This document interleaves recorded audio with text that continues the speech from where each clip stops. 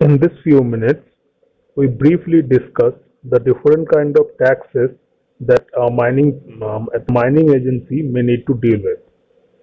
Now, we are basically categorizing these taxes in four categories. That is, first category is profit based.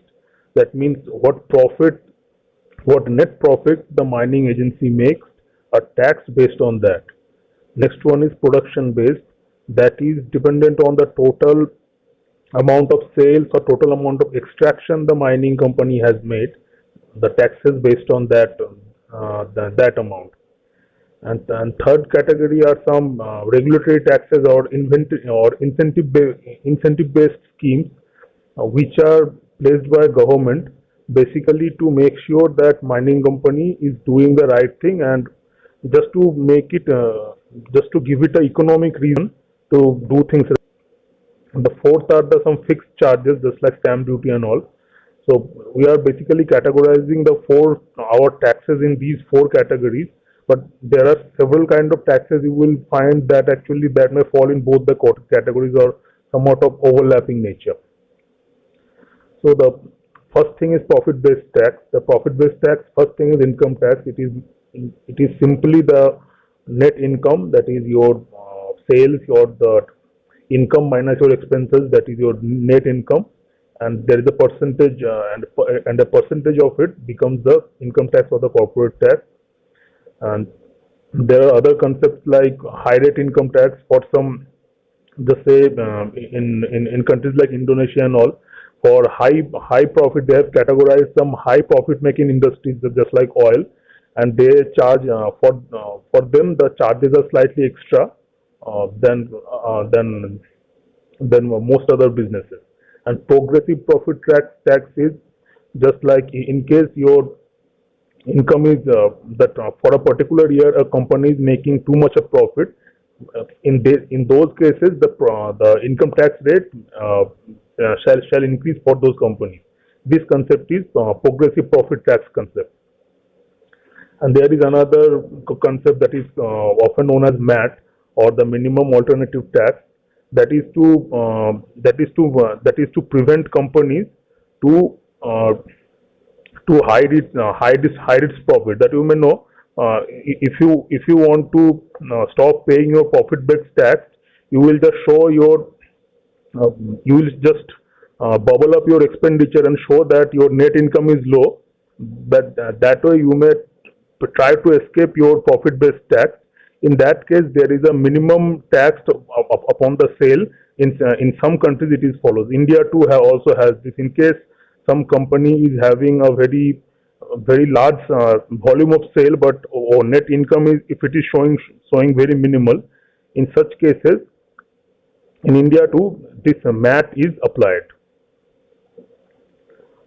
And the next set of taxes are production based. That means irrespective of you make profit or loss, there are some taxes you have to pay depending on the how much mineral extraction or how much production you do. The most relevant for the mining is royalty. The mineral a mining company mines, that is actually property of the state or the people. So it must pay the price of the mineral that it is excavating. So that thing is called royalty.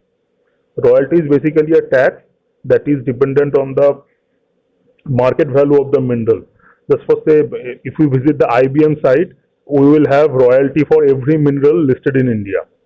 Just like say the royalty for gold is decided by the London price of gold.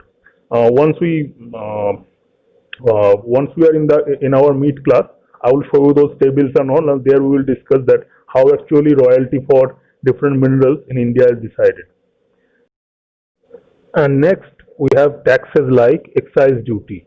Excise duty is basically the tax that after you manufacture or mine something, irrespective of you sell it or not, a tax is levied on it.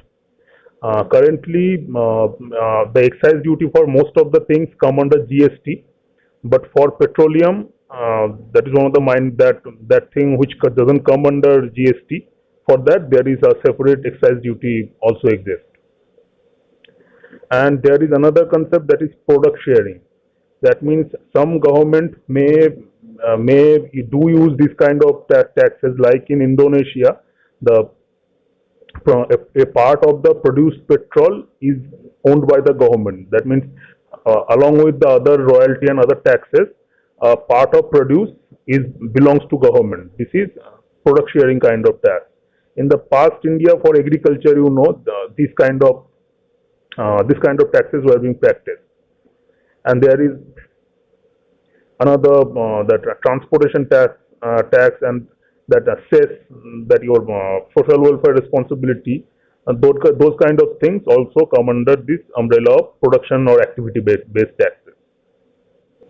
There are a few other taxes that are somewhat regulatory or incentive based in nature, that are meant to make sure that the mining agencies act the way that is in the interest of public and government. So debt rent or the fixed fees for the property acquired is one of that kind. Some mining company may take a lease of a mining property but do not mine it for a long time. That means they are holding back the national property. If some other mining company would have got it, they would have done their mining practices on it.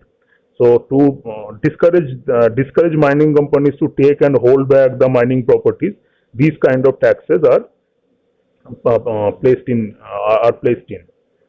And there are incentive to mining companies that if a mining company spends on exploration or on R&D, for that expenditure they do get tax subsidy. And other thing is custom duty. Custom duty is to make sure that mining company that to control a company's import export behavior, the government places custom duty. Several kind of tax incentives or tax holidays are there, just to make sure that just to give encouragement to the mining agencies, that is deduction on export turnover, and the deduction in case of reinvestment of the capital in the mining business instead of taking it out, and for processing allowance. And there are several other things to encourage those activities. Some kind of tax holidays are declared by the government. Finally, there are some fixed kind of taxes, that is your road taxes and property taxes, several kind of application and licensing fees that government takes. Those are on fixed nature and intended just to increase the income of the government.